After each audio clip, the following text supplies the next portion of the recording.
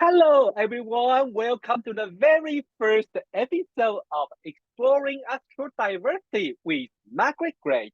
Well, this is a new topic, new series, and I'm very, very excited about it. And this is my friend, Margaret. Hello, Margaret. How are you? Hello, Rod. It's so lovely to be here. And what a day to be talking about this topic. I mean, Oh, we're yes. in just, a short while, the lunar eclipse. Yes, indeed, and it's lots going on.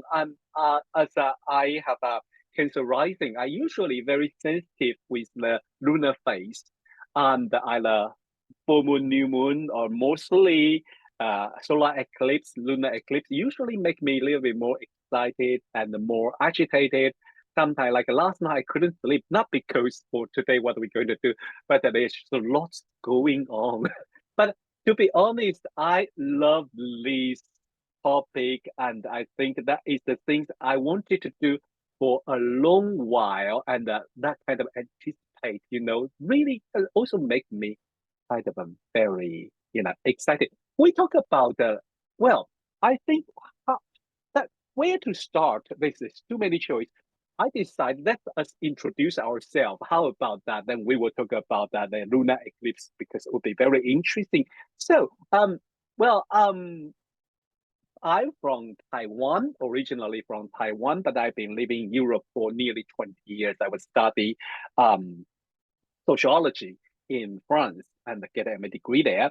And then I come to UK and then just like study in faculty and the LSA, then become astrologer.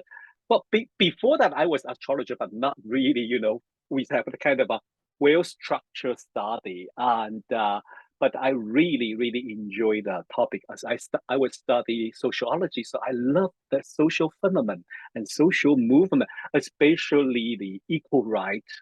And that was when I was studying in the university and the master degree, that was my focus. So this kind of diversity topic always drew my attention.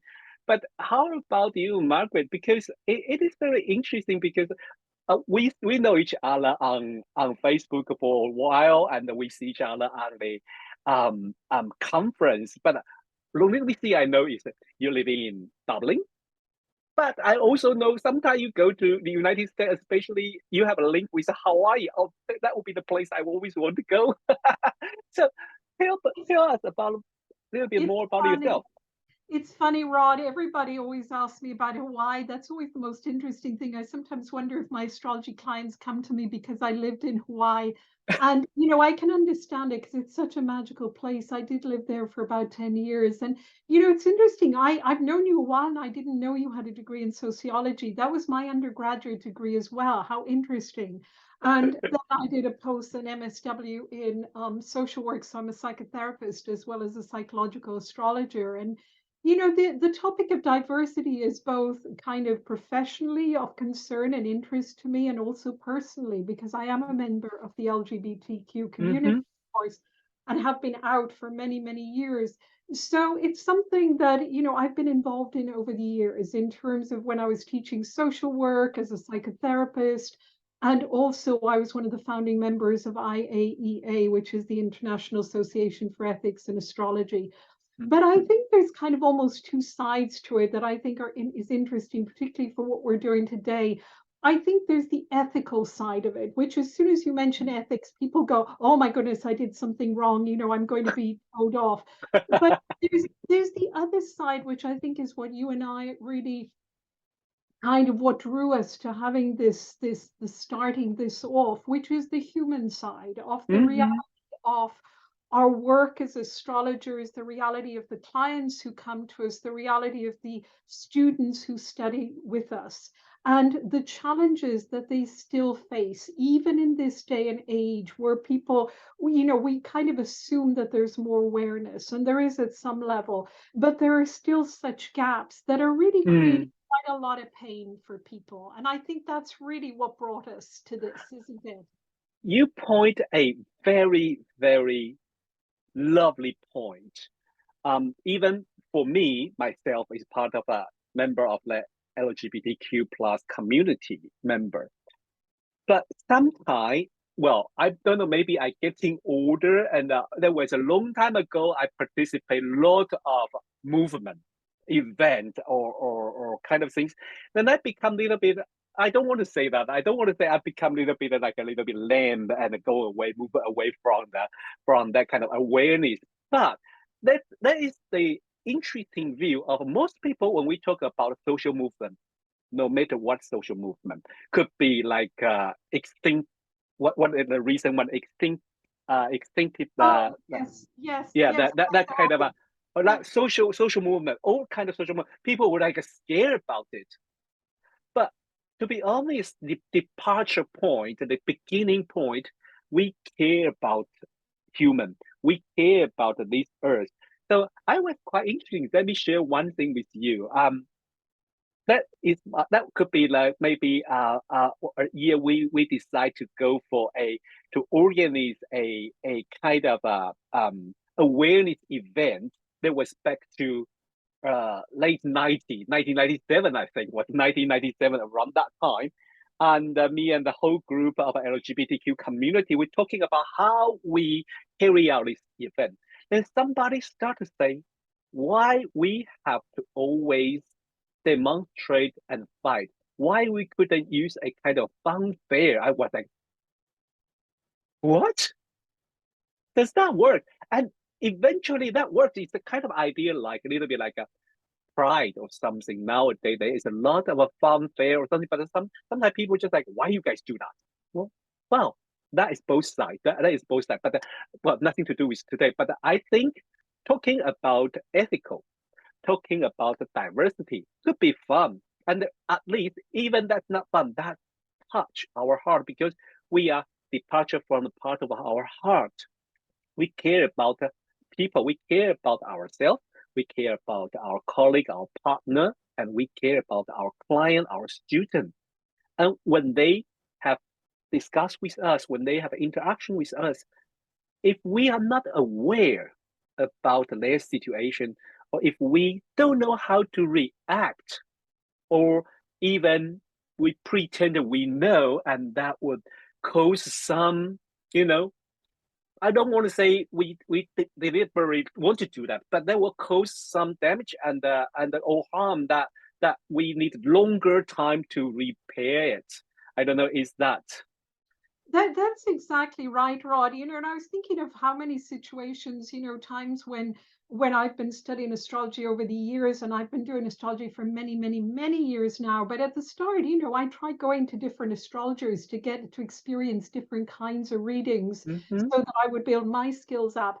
And the amount of times that, astrologers would start talking about my husband or my boyfriend.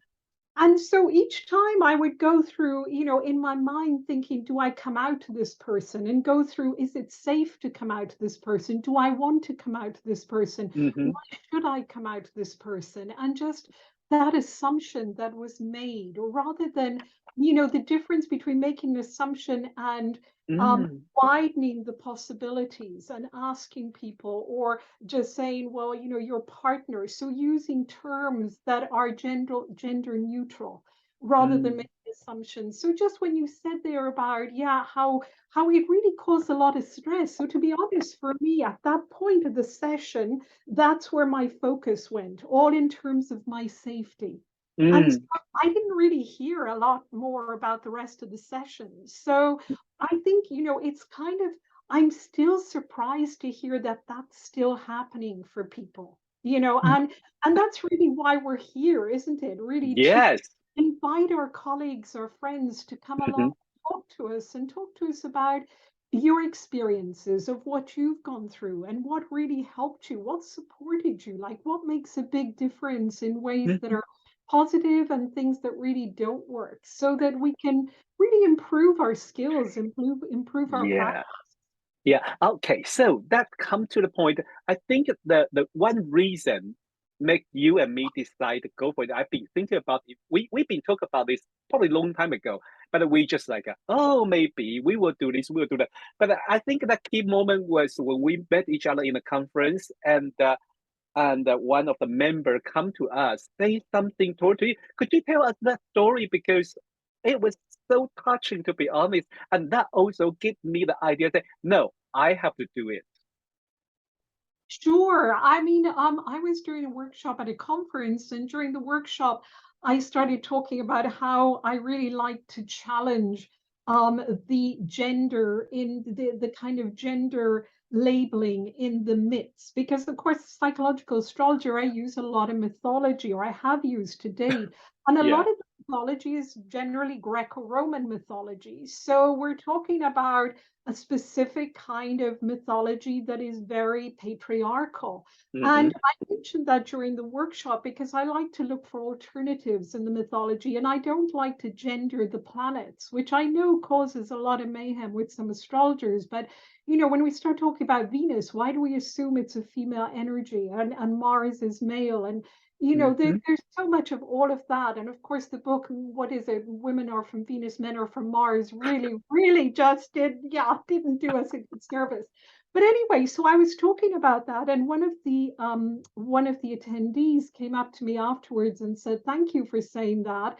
And they said that was the first time they'd heard that challenged, and it made such a difference because they felt really safe in the group. And they said in other groups, they feel what they really said is that it doesn't reflect who they are as a Mm. non-binary person, that it really doesn't, they can't identify.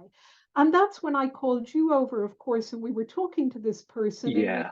decided that's it. You said, Margaret, we're doing this, we're doing this. And I think that touched both our hearts, that somebody feels, they're not getting themselves reflected. And that's what's so important, isn't it? We're working Yeah. on people need to their identity reflected back. It's Mm. like, I don't know if you remember when Kamala Harris was elected as vice Mm-hmm. president, and I remember those memes that were going around of these little girls, African American girls, saying, "Wow," they said, "there's somebody like me. I can be like that too." And Yeah. and that's exactly what we're talking about. And if that's not happening within astrology, then people are going for readings and they're not feeling that who they are Mm. reflected back to them or seen or even respected. Mm.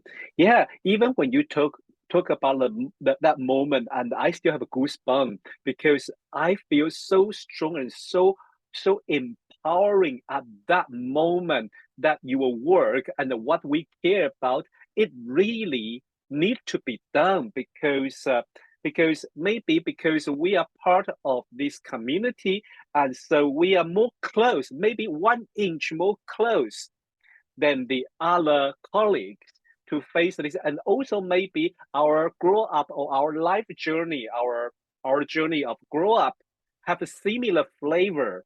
Maybe not, but it's not equal. But we can make little bit identify, say how how how happy or how relaxed when someone say something you are worried about and then tell you, no, you don't need to worry about that. And that is a very, very powerful moment. And I think when we prepare this program and we talk about it and then we say, that must be Pluto in Aquarius, isn't it?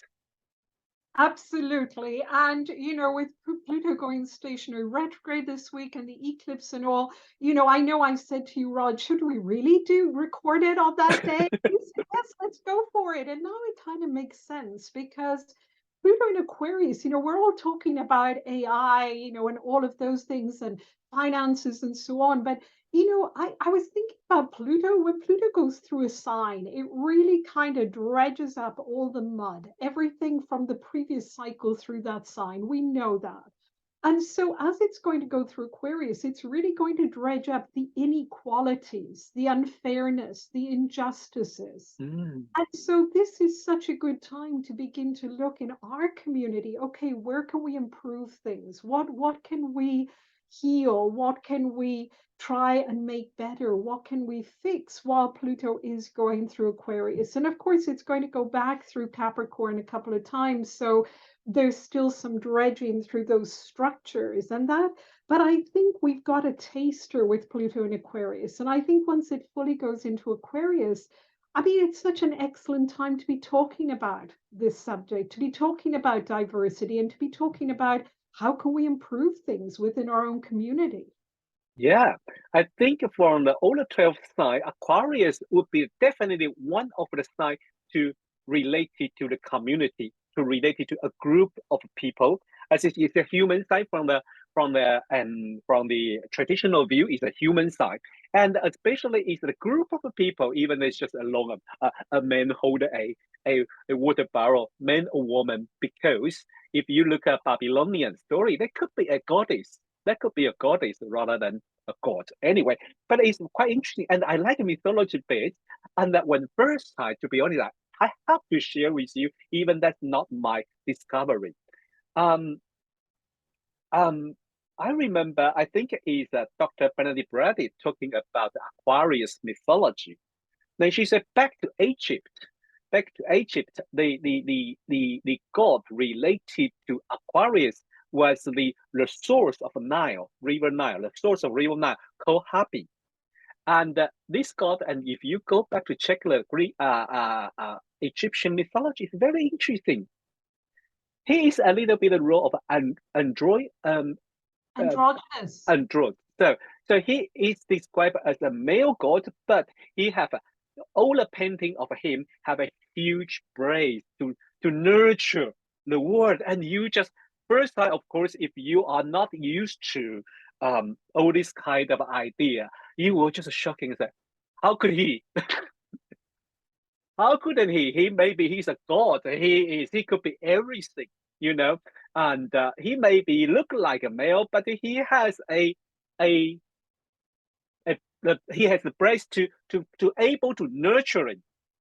And now, just like that is so interesting because a lot of people usually talking about Aquarius with the android and with a lot of both side of male and female. And I say that is quite interesting when we talk about community, when we talk about the gender issue, but also society equality and all of that is also all related to Aquarius. So I think that maybe in one way is our demon, in another way, is the time.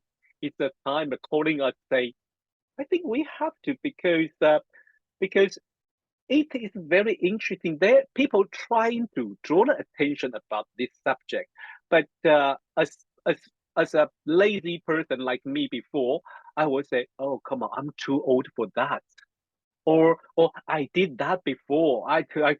Yes, I'm kind of shame, not really shame to say. When I was 20, I fight for equal right. I fight for myself. I stand on the street. I confrontation the policeman, this and that. Now it's your turn to do that. But what I think is, well, when I do that, some of my, you know, some of my colleague or some of my friends who are much elder than me, they are standing there with us. So you are not afraid. So I think it's about time we open our heart to at least, you don't need to agree or disagree. I mean, at least you try to listen with a human heart. What I think is, it is, I don't want to criticize people or myself before say, oh, I'm too tired for that. But I think in another way, I think thanks for our friends who come to us, give us a feedback. I really appreciate because that tell me that tell me say it is our client. They are our client. They are our student. They are our friend. They are our colleague. Just because I don't know their gender or I don't know about their identity or I'm not familiar with that, I'm going to push away and pretend I don't know nothing and so I can say something stupid to hurt them. I do feel it's about time to change it.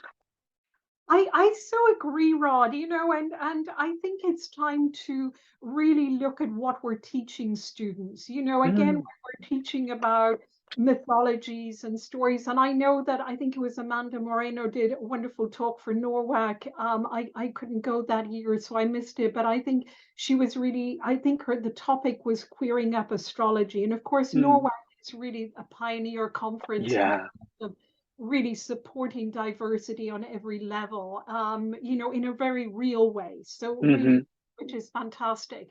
And I think more and more organizations are trying to do that. But I think, it's also being careful for, you know, really having the awareness. NORAC's done the work and has the awareness. Sometimes other organizations, it's more like a tokenistic gesture, you know, in terms of Mm-hmm. diversity. Let's make Mm-hmm. sure we've got, you know, balance of women and, you know, race and gender and sexuality or whatever, which isn't respectful either. So I think it's more about really learning from organizations like NORAC that really have spearheaded this to see how they're doing it and doing it effectively. And then thinking about our own practice and really keeping in touch. And there are really good books out there and good Yeah, material. I remember because when we decided to go for it, and as I've been away from whole this topic for a long time, so I did ask you few suggestion and the reference or reading list, and you show me the website of the IEAE, right? The International Association for Ethics in Astrology. Yes, Mm-hmm. that's right. And there's wonderful resources there. Yeah, and I went to website and there's a lot of video and the link. Really, I mean, if you are an astrologer, a teacher, uh, or astrology teacher, or you are a astrology student, you are curious about this, go to visit this website. They have a lot of resources, and you have to know you are not alone. We are working together. We are working together. We are not going. My personality is my personality. I don't like criticize a lot of people or attack or something. But I like to invite. I like to invite them to go to conversation, and I like to show the support. Say, we are here, you are not alone, and we will, maybe I will say something stupid or something, please let me know, and we can learn from each other. I think that is kind of a attitude I learned from my, all the tutor. They trying to help me, they trying to learn, because when I study with them, there's a cultural differences, there's a language barrier, and there is the gender, differences of gender, because they will ask, say, oh, I never had maybe something like a gay couple before, so how about you and your partner, this and that? I think that is very great ask, right? I think maybe so I think I have some question, because that is very, I think, could be a long session to talk. But usually, if some astrologer, when they facing a certain topic or discussion issue, which they are not familiar, especially maybe gender. So, oh, maybe like non-binary or maybe asexual or transgender, what they can do first. I think it's really about educating ourselves, all of us. And I think terminology is changing very rapidly. And Mm-hmm. so I think it's up to each of us to really, really inform ourselves of different terminology. And the thing is, we do it automatically out in the world with everything else. You know, we Mm, learn new terms, but around gender, particularly sexuality and race, it's like so many blocks come up for people. And mm, suddenly it's like, you know, there's like, oh, why do I have to? Because people self-define, and so it's up to us mm-hmm, to understand what that mm-hmm, self-definition is and to use the terminology that is the most respectful of that, mm-hmm. the same way as we want to be respected. And Yeah. so I would say that's really key. Start with the terminology and then really learn. There's so much reading material there. Mm-hmm, I mean, mm-hmm, there's fabulous resources on the IAEA page. mm-hmm. So really go to those and read them, watch videos, do exercise. And of course, the big organizations like ESAR and Open NCGR do training Mm-hmm. in kind of ethics awareness. So Mm-hmm. to be a professional astrologer, that's really an integral part of our training to really Yeah. become aware. And not just to do the training, you know, 10 years ago and then we're done. To really Mm-hmm. keep up to date and not to be afraid to ask people, you know, how would you like me to address you? You know, and that's what, you know, I do as a therapist with clients when they talk about a partner. I will say, how would you like me to address them? Is it he, she, or them, they? Mm. And so Ah. the client then can inform me, because clients are experts and they can inform us. And then it's up to us to really do that and be respectful of that, rather than say, oh, that doesn't sound comfortable to me because I'm not used to using the plural term, so why should I use it? That's like, I mean, really, I've heard the strangest excuses being used. That kind of, on the one hand, it is funny, but on the other hand, it means the client closes up and that's it, they're gone. That's the things we don't want. That's the things when we face our client, we need that openness, and we have to truly open our hearts, and that we can flow, the energy, the mind can flow toward each other. So, and that, I think I agree with you. The one thing is asking them, and with the open minded, like how do you want me to address you, or your partner, and that is they were like, ah, they are open to me, because I mean, most of my clients are from Asia, especially the Chinese speaking client, and certainly this trend is not be aware in East Asia yet. So most of astrologer will probably just like keep mentioning about he and she, your wife, your husband, supposed to be. But it's quite interesting as I've been training here, and I have a little bit more awareness, and I just realized, to be honest, for last couple years, when I have an event together face to face to my student and client, I just realized there are so many LGBTQ student and client there, and they say, because you make us feel so comfortable, without we don't need to worry about, should I hide myself or should I say this and that. Then I realized that's what we do. We need to be open. It's not you need to be them. You don't need to be a transgender. You don't need to be any kind of LGBTQ member, but you need to be open, and to say you are who you are. I think that. I think that's crucial, Rod. And also, I think to have an awareness of the history of oppression, in the same way as we have an awareness, well, not always, but you hope people have a historical awareness of colonialism and the effect of colonialism and slavery on people. In the same way, people need to have an awareness of also oppression based on gender and sexuality. So all of those, and there's of course the oppressions all overlap with each other. So disability and race and Uh, gender and all of that. So there's this hierarchy of oppression that also goes on. And we need to really be aware of that. I think we cannot close our eyes to any of that. And so when I a agree. client comes in, we need to be able to address that. It's like, for me, working as a white woman with African American clients, I need to be aware that their history is different to mine, and to be Mm, able to have empathy at the very least, and certainly not display ignorance or mm, respect for mm-hmm, context and a history that goes back in time. So I think education and information is crucial, and there are so mm-hmm, many resources available. There is really no excuse. There are so many resources, mm-hmm, and people need to really, really be aware, because clients are there sitting. We sometimes forget how vulnerable clients are, students. mm-hmm. And they're coming and they're trusting us. They're trusting us with their chart. And, I work a lot, as you know, with relationships, and I have couples that are trusting me with their relationship, which is so Yeah. them. And Mm-hmm. so the very least I can do is try and inform myself to the best of my ability, I think. Yeah, wow, that sounds a lot, because this all this diversity is not just about the gender, it's also about the race, about the religion, and about the whole lot of the culture wise. So, I mean, well, I think we will need a lot of a discussion about it. So this is just our series episode number one, and I already looking forward for the episode two, for to continue to talk about a different topic. And also, most important, we couldn't do that without our friend to join us.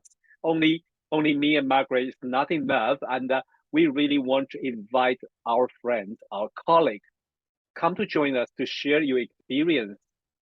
No matter you are an Yes. astrologer or you are a client or you are a student, and there's always a lot of story, and we can always learn from it, right? Oh, yes, please do come and join us. That's what it's all about. It's going to be really interesting if you come and share your experiences and what you've learned and what you found helpful and also challenges you faced. Really, Yeah, we would love you to come and join us. It would be so much fun and so much more yeah, interesting for people. yeah. So that's So really my invitation. yeah, if you want to join us, if you have any feedback, send to us. And if you have any topic you suggest we're going to talk about, please let us know. And I will, you can leave us a message on the YouTube on the comment area or on the Instagram, leave us some messages. So, we can contact you. We can contact you or send me a private message on Instagram. Then I can contact you and we can just like see how we're going to bring this, your story and your question and your experience into discussion. Well, last things, because we mentioned about we're recording this, but I think we're going to publish this also same day on the day of a lunar eclipse. And now it's to the end of our discussion. How do you feel about this lunar eclipse? Well, I've got Scorpio moon rod. So even though it's not conjunct my moon, thankfully, I'm grateful for that. I certainly have felt the intensity of it and that feeling of certain things coming to an end. But also, with Scorpio, there's almost, it's like the surgeon's scalpel. It takes out what needs to go. Yeah. So I feel also a sense of relief that certain things are changing in the way they're changing, and it's being done in a really good way. So I'm kind of, yeah, I have a sense of some things are coming to an end and seeds are being planted. So I'm kind of quietly optimistic, but I did find it hard to sleep last night though. So, do you have give our audience some some idea about this lunar eclipse and how they're going to have impact to our client our audience? I would just say, really, it's a time of letting go. Don't hold on to things. If things or people are leaving your life, don't hold on. It's like just let go, wish them well. It's what needs to happen. So it's like a major detox. That's how I would describe it. And I would say having a little bit of quiet time alone in nature. I love nature because it really grounds us. So Hmm. that's really what I've been suggesting to clients. And of course, notice where it lands on your chart. I mean, really, it's like a magnified full moon. I mean, how have you been feeling it, Rod? Well, the same thing. I think it's kind of I'm kind of sensitive, so I do feel like I'm quite agitated and you know get very excited about a lot of things about this series about my working project. I think I probably like running 3 or 4 or 5 projects together in my head and with the computer. So sometimes I was just like, what's going on? I'm a little bit overwhelmed, and with this Scorpion, I think the when we talk about any certain astrology configuration or astrology event, especially new moon, full moon, solar eclipse, lunar eclipse, the position, the sign would be have impact to all of us, but particularly certain people, they probably have a more impact than the other, right? Yes, I think if anybody, of course, has their sun, moon, or angles, in Scorpio or Taurus or Leo or Aquarius, they're going to feel it a little bit more, particularly around that 14, 15 degrees. So Mm, keep a lookout and also look at composite charts because that really impacts relationships, not just, intimate love relationships, but of course, friendships and work relationships and so on. So keep an eye out for that because it's stirring the pot a little bit. And with that and Pluto gone stationary retrograde, it's been a really big week in the sky. So I would say really be gentle on yourself. Be kind to yourself. Get some rest. Don't push mm, yourself too far. I think sometimes with Scorpio, we push ourselves beyond our limits and then we get very exhausted and drained. So I think it's very mm. important to self-care. Okay, so one is let go and enjoy the nature, and also treat ourselves a little bit better because don't push too hard. Yeah, yeah, it is very interesting because for most of our, I think my audience, they probably just see me as a I'm working on the financial astrology or mundane astrology, so only talk about the political. Yeah, if they know my background because I study sociology like you, I do care about a group of people. That's why I talk about mundane astrology. When I talk about mundane astrology, I'm not focused on politics only. I I really focus on how people going to experience, and that is mundane astrology for me. That is mundane astrology for how group, how community,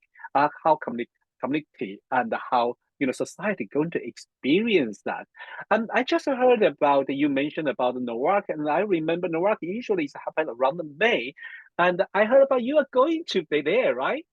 I am. I'm so delighted. I was going to be there last year. I was online 2 years ago for it, and I was going to be there last year, and I had to have surgery, so I had to cancel it. I was so upset. So this Oh, year I'm going at last, and I'm going to be talking about two topics that I hope will be fun. One is about falling in love, the fine line between passion and madness. And the other one is dealing with ruptures in relationships. So once we've gone through the in love phase and you're in a relationship a little bit, and then those rocks, we start hitting the rocks, how can we work with that? So I I am, really want to be there now. oh, I wish you could be there, Rod. It's going to be the end of May, the end of this month. So I'm very, very excited. I believe it's maybe all booked up in person, but this year it's also going to be online. So if anybody wants to join online, there are still Mm. Well, spaces. I'm So definitely trying to do that because your topic is so interesting. thank you. I'm excited. It's been a lot of fun during the presentations. So, preparing Oh, for cool. them. So So that's been great. Yeah. yeah, maybe next time we can talk about something related to relationship too. So our audience can enjoy to learn a little bit more with you about the relationship, about friendship, and with our communication. Whole lot of things to learn, Margaret. Lots of things we can do together. It's been so much fun, Rod. I'm looking forward to doing this. And I believe our next meeting is early in June, isn't it? That we're Yes, I think we are planning in early June to have another discussion, and we are really looking forward. Some people join us to have more tips, more meaningful and fun Yes, conversation to share your experience. Because I mean, we don't need to put everything in miserable, but we can also this is our life. We can enjoy it, and we can fight for it, but we can enjoy it. And I mean, this is so much. And I think we record this in the lunar eclipse. I just don't know how to stop because I just want to go in on. And you know me, I can if no one stop me, I can just stop, stop, stop, stop. So oh, thank you, Margaret. wonderful. Thank you so much for inviting me here. It's been wonderful. Yeah, and I think I learned a lot really because also I have a lot of a review, and I just remember the moment we talking with our friend about these things. I just like I still that give me say yes, that's the reason I want to do this, and that to help us, to help our friend, to help people around us is how I become astrologer, and I should not choose to ignore them, how they suffering, and at least I need to understand, and at least I need to know how I'm not going to cause more trouble to them, and That's that's That's so wonderful, Rod. That's just a lovely, lovely way to close off our conversation. I think that's so lovely from the heart. So thank you everyone who's joined us today. And from our hearts to yours, we look forward to seeing you next time in June, early June. yeah. See you. Bye. Bye everyone.